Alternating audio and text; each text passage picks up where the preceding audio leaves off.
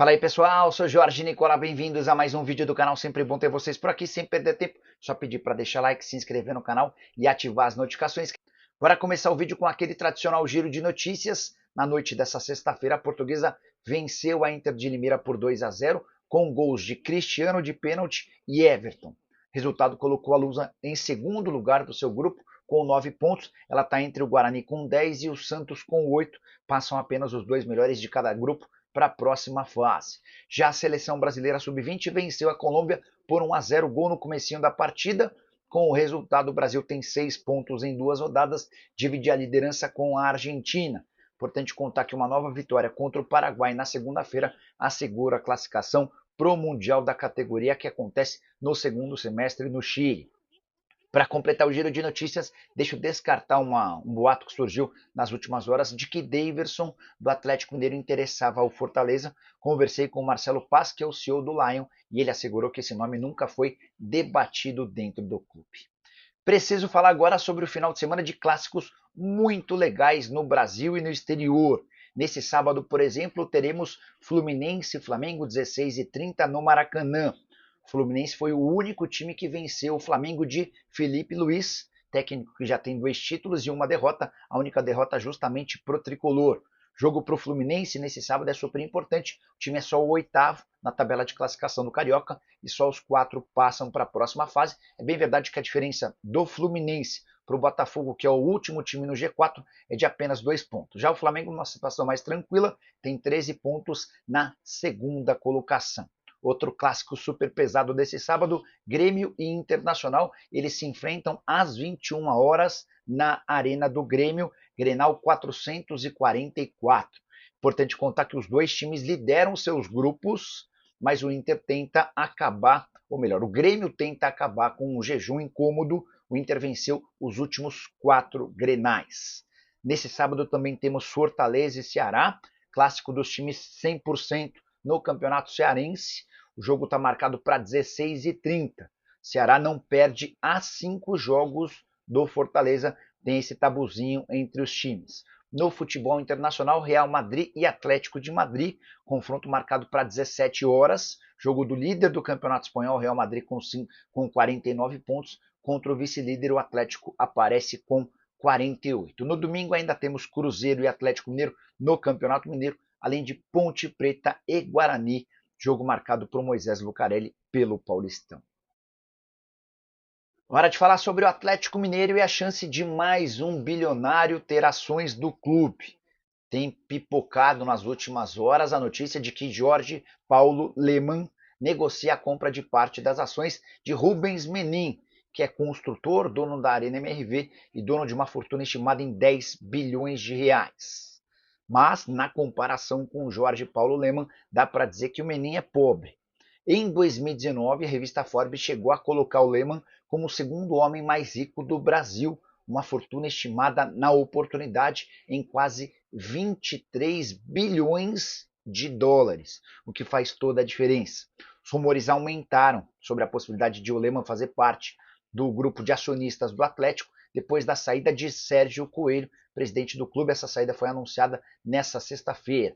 O Menin tem 41,8% das ações da SAF do Galo e o clube busca investidores e parceiros para que possa diminuir suas dívidas, hoje avaliadas em 1 bilhão e 400 milhões, e ter também dinheiro para investimento na melhoria do time. Preciso te falar agora sobre a chance de Soteldo deixar o Santos, mais uma especulação, agora internacional. Lá na Argentina, estão garantindo que o River Plate sondou a situação de Soteldo no Peixe.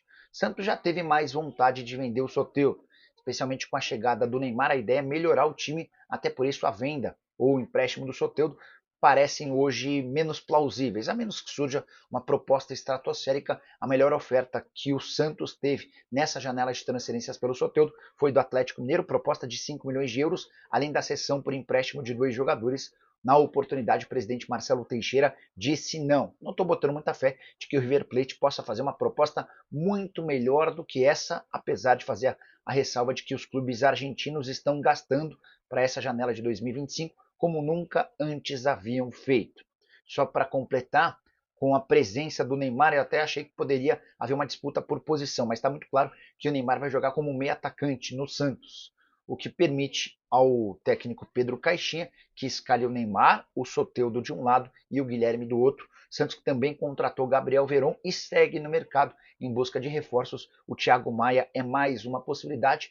Volante que foi formado no Santos, tem boa relação com o Neymar dos tempos de seleção. O Peixe voltou a tratar com o Internacional sobre a possibilidade de compra desse jogador. Hora de falar sobre a prioridade de reforços no Flamengo. O rubro-negro chegou a uma conclusão.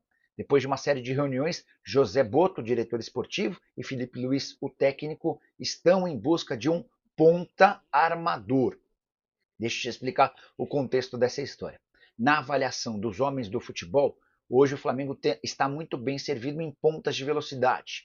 Bruno Henrique, Michael, Gonzalo Plata, Luiz Araújo e Cebolinha, todos com a mesma característica, da velocidade, do drible, sempre em direção ao gol. Mas, na avaliação da dupla, falta aquele ponta armador. Vou citar um exemplo típico para que o torcedor do Flamengo entenda do que se trata. Everton Ribeiro.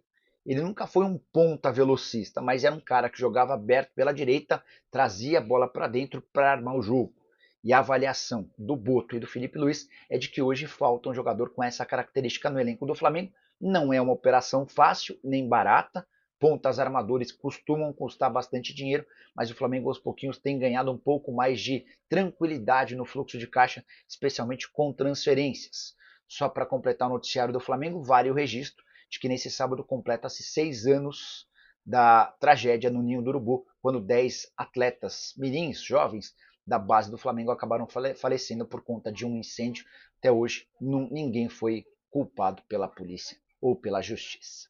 Preciso te contar agora sobre o interesse do Fluminense em Jonathan Calleri, o atacante do São Paulo, que já foi alvo de Boca Juniors, River Plate, entre outros. Teria sido um pedido de Mano Menezes, pelo menos é o que garante o jornalista Paulo Brito, que cobre o Fluminense.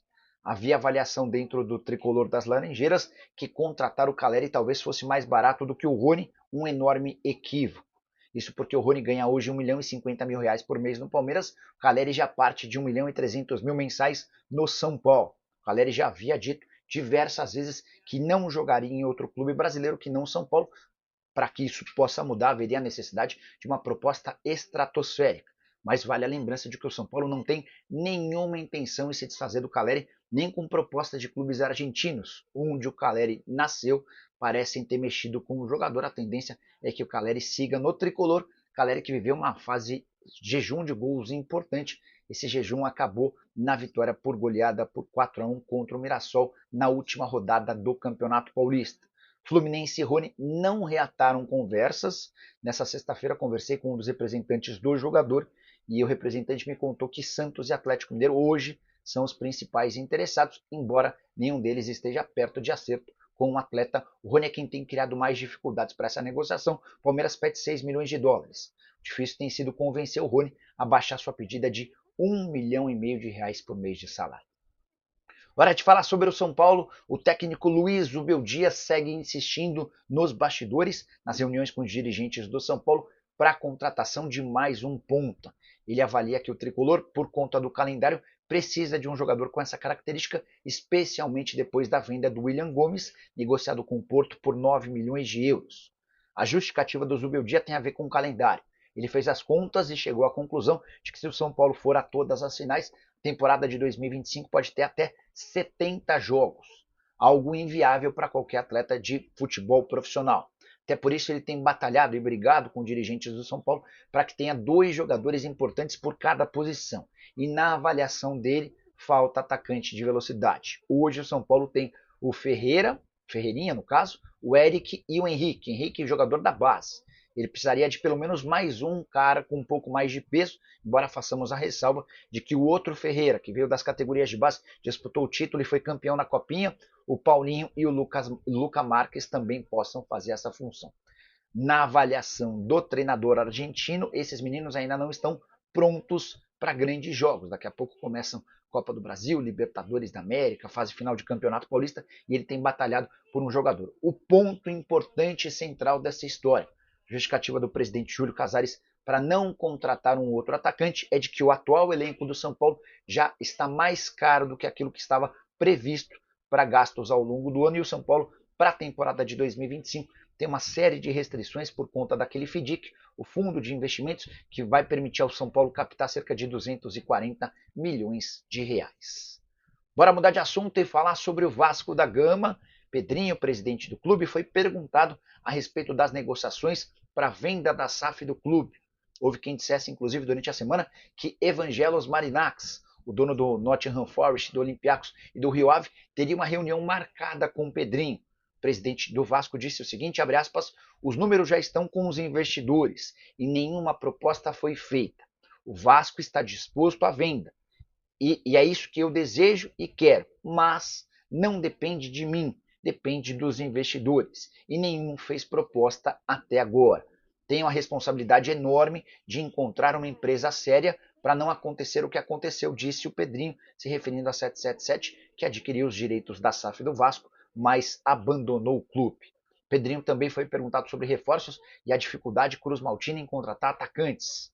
Ele ainda foi argumentado sobre o Rony e respondeu, abre aspas, a gente tem interesse e conversa há bastante tempo, mas é uma negociação difícil e vocês sabem os valores. Só para completar, o Pedrinho ainda foi questionado em relação ao Bruma, atacante que estava muito perto de virar reforço do Vasco, mas se acertou com o Benfica, abre aspas para o Pedrinho, muitos nem conheciam o jogador quando começamos a negociar e estava tudo certo, só faltava a assinatura do atleta. Foi quando o empresário parou de responder para a gente. Eu fiz pressão e fui avisado pelo empresário no último dia de que ele havia aceitado uma oferta do Benfica. Fecha aspas. E você, torcedor vascaíno, que está achando do time e também da dificuldade na busca por reforços, já usa o espaço para comentário e registra a sua opinião. Beleza? Bora falar agora sobre a bomba do sábado. Veio da Arábia Saudita a notícia de que Roberto Firmino foi excluído da lista de atletas inscritos pelo Al-Ahly no Campeonato Saudita. Movimento parecido ao que o Al-Hilal fez algum tempo atrás com o Neymar. A diferença é que o Neymar voltava de contusão e precisaria ser inscrito para ter condição de jogar no Campeonato Nacional. Por decisão do Jorge Jesus e dos dirigentes do Al-Hilal, o Neymar não foi inscrito, o que tornou a permanência dele por lá bastante complicada. Firmino vinha jogando, titular absoluto, segundo artilheiro do time, um dos caras que mais atuaram, disputaram minutos na temporada. E ele foi excluído da lista de inscritos para que Galeno, atacante brasileiro, comprado do Porto na semana passada por 50 milhões de euros, pudesse ser inscrito. Essa é uma decisão, para mim, muito clara, que reforça a ideia do Al-Ahly de negociar Roberto Firmino. Curiosidade é que ao longo da semana, o André Hernan, jornalista que cobre o futebol, já havia garantido que o Firmino ficaria na Arábia Saudita pelo menos até a metade do ano. Com essa novidade, estou para dizer para vocês que o Al-Ahly coloca o Roberto Firmino para fora em busca de clubes interessados. E também está muito claro para mim que o Al-Ahly não vai dificultar a saída do atleta, cujo salário gira na casa dos 10 milhões de reais e só se encerra em junho de 2026. Firmino ganha 10 milhões de reais por mês, tá? Só para completar e para você entender um pouquinho dessa decisão de exclusão do Firmino do Campeonato Nacional. O Al-Ahly tem, nesse momento, mais 16 jogos marcados. Um na Champions Asiática, onde o Firmino pode jogar, e outros 15 pelo campeonato local. Então, Firmino tem assegurado somente mais um jogo. Essa partida está marcada para 17 de fevereiro e é a última rodada da fase de grupos. Para a sorte do Firmino, o time dele é líder do grupo, ao lado do Al-Hilal. Ambos têm 19 pontos e passarão para a próxima fase. Então, o Firmino vai ter pelo menos mais 3 partidas garantidas, esse jogo da Champions, que encerra a fase de grupos, além do primeiro mata-mata. E ainda sem definição de adversário, o que se sabe é que o Al-Ahly estará na próxima fase por conta da boa campanha. Será que vale a pena manter o Roberto Firmino até a metade do ano para apenas 3 jogos garantidos? Para mim está muito claro que não. Corinthians e Palmeiras são dois dos principais interessados. O Palmeiras, por necessidade, o Verdão busca desde o ano passado um centroavante e o Roberto Firmino, com seus 33 anos de idade e currículo extremamente vencedor, é um alvo em potencial. O Palmeiras promete, inclusive, fazer um esforço para tentar pagar a ele o maior salário já praticado no Verdão Esse status até então era de Dudu, que ganhava 2 milhões e 100 mil reais mensais. Já o Corinthians não tem e nem procura um centroavante, mas a relação afetiva do Firmino com o Corinthians pode colocar o timão na parada. Só para lembrar que Roberto Firmino já declarou algumas vezes ser torcedor do Corinthians na infância e que tem esse sonho, esse desejo de jogar no time do coração. Você, torcedor corintiano, do Palmeiras, de outro clube, gostaria de Roberto Firmino defendendo seu time? Já usa o espaço para comentário. Só não esquece de deixar like, de se inscrever no canal. A gente se encontra mais tarde com outras notícias. Tchau! Seja bem-vindo ao canal de notícias do Botafogo. Aqui você fica por dentro de tudo sobre o nosso glorioso. Então, já sabe, inscreva-se e ative as notificações para não perder nenhuma novidade. Hoje, uma possível movimentação no mercado da bola pode pegar muita gente de surpresa. O Botafogo demonstrou interesse em um jogador veloz, habilidoso e que já brilhou no futebol brasileiro. Estamos falando de Michael, atacante do Flamengo. Vamos aos detalhes dessa possível negociação.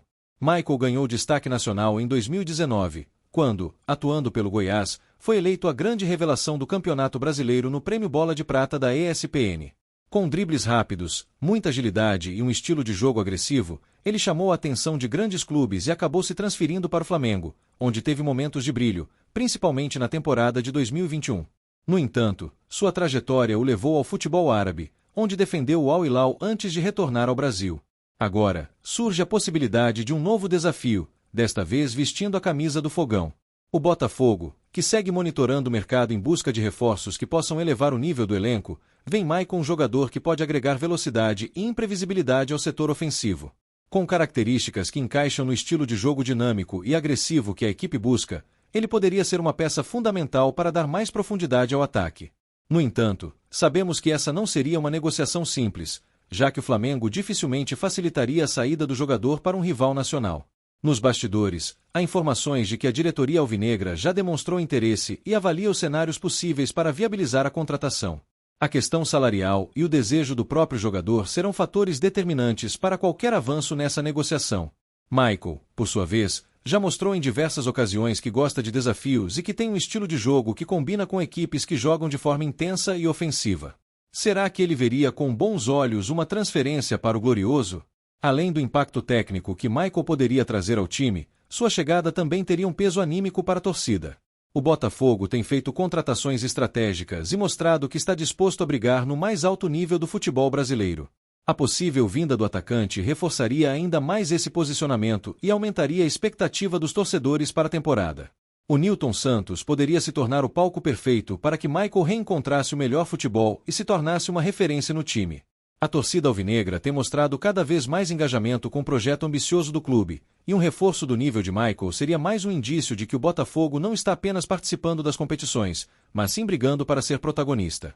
A chegada de um jogador com sua habilidade e experiência agregaria não apenas tecnicamente, mas também na confiança da equipe, que já conta com um elenco competitivo. O simples fato de um nome como o dele estar sendo cogitado já movimenta as discussões entre os torcedores, que anseiam por mais peças capazes de elevar o nível do time. Além disso, Michael tem um perfil de jogador que empolga. Com dribles curtos, explosão e uma capacidade impressionante de mudar o ritmo das jogadas, ele poderia ser o diferencial em partidas truncadas, onde a criatividade e a imprevisibilidade fazem a diferença. Nos últimos anos, o Botafogo tem investido em jogadores que trazem intensidade ao jogo, e o atacante se encaixaria perfeitamente nesse contexto. Sua presença no elenco daria mais opções ao treinador, permitindo variações táticas e tornando o ataque alvinegro ainda mais perigoso para os adversários. Outro fator que poderia pesar a favor dessa negociação é o desejo do próprio Michael em buscar um protagonismo maior. No Flamengo, ele viveu altos e baixos, sendo peça importante em alguns momentos e reserva em outros. No Botafogo, ele poderia encontrar um espaço mais central no projeto do clube, recebendo mais minutos e a responsabilidade de ser um dos principais nomes do ataque. Essa mudança de status pode ser um fator decisivo para que ele considere uma transferência para General Severiano, onde teria chance de se tornar um dos grandes nomes da equipe. Há a questão do impacto que Michael teria fora de campo. O Botafogo vem fortalecendo sua marca e ampliando sua base de torcedores nos últimos anos, e a chegada de um jogador carismático e midiático como ele poderia contribuir ainda mais para essa expansão. Sua presença atrairia olhares não só pela qualidade dentro de campo, mas também pelo engajamento que ele gera nas redes sociais e pelo apelo popular que tem desde seus tempos de Goiás. Esse tipo de contratação não apenas reforça o elenco, mas também fortalece a imagem do clube no cenário nacional, mostrando que o Botafogo está no mercado para competir em alto nível e atrair jogadores de impacto. A torcida, claro, já começa a debater: seria Michael o reforço ideal para o Botafogo? Ele se encaixaria bem no esquema do time? Muitos lembram do seu desempenho espetacular no Goiás e no Flamengo, enquanto outros questionam se ele manteria o mesmo nível de desempenho em um novo ambiente. O fato é que, se essa negociação ganhar corpo, será um dos grandes assuntos do mercado da bola nos próximos dias. E você, torcedor, o que acha dessa possibilidade? Michael seria uma boa contratação para o Botafogo? Deixe sua opinião nos comentários e fique ligado, porque qualquer novidade sobre esse assunto você ouve primeiro aqui no nosso canal. Não se esqueça de se inscrever e ativar as notificações para acompanhar tudo sobre o nosso glorioso.